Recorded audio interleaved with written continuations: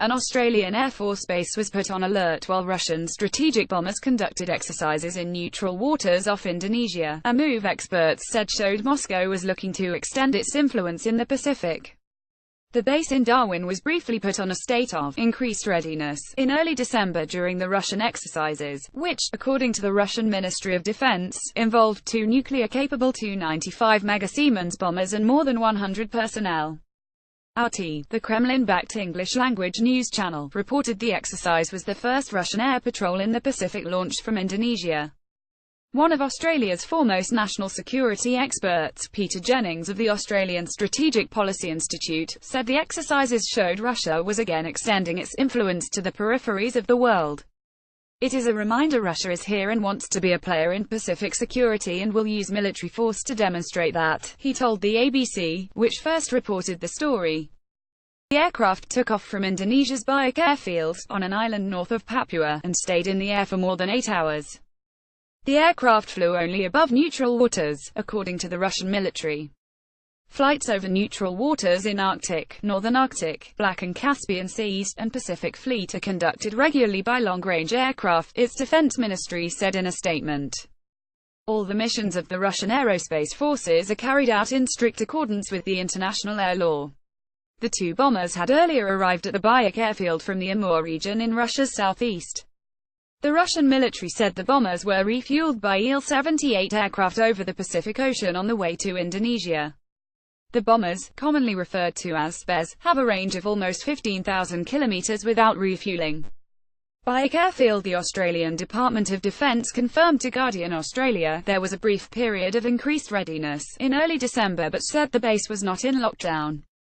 The Australian Defence Force maintains appropriate levels of readiness and posture to respond to evolving circumstances, the spokesman said. In early December there was a brief period of increased readiness. There were no instances of unalerted or unscheduled foreign aircraft operating in Australian airspace during this period. It's not the first time Russia has sought to demonstrate influence in the Pacific. Last year, it was revealed Russia had sent a secret shipment of 20 containers of weapons and military hardware to its newfound regional partner, Fiji. The shipment was followed by Russian military personnel, who were to train the Fijians in the use of the weapons. In 2014, Russian naval vessels moved to the north of Australia, days before the G20 summit in Brisbane and at a time of heightened tensions between Moscow and Canberra.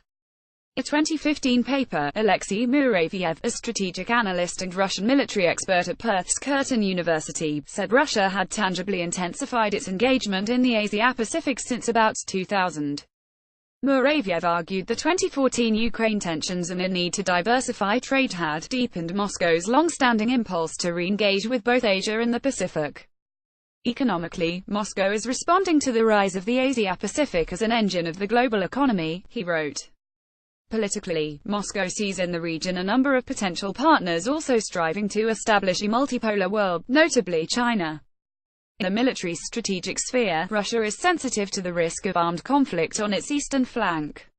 Australia's acting opposition leader, Tanya Plibersek, said it appeared Russia had abided by international laws and norms during the exercises.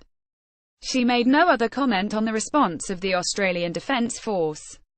I think it is very important that any country doing military exercises abides by laws and norms, international laws and norms, and the reporting suggests that this has been the case in this instance. Plibersek said on Saturday. Jennings said defense forces might have feared the bombers were being used to gather intelligence. There would be concerns about Russian intelligence gathering because they wouldn't come this far south without wanting to look at the one significant Allied presence in this part of the world, which is what operates out of Darwin and RAF-based Tyndall further south, he told the ABC. So there would have been intelligence gathering we would have been geared to resist.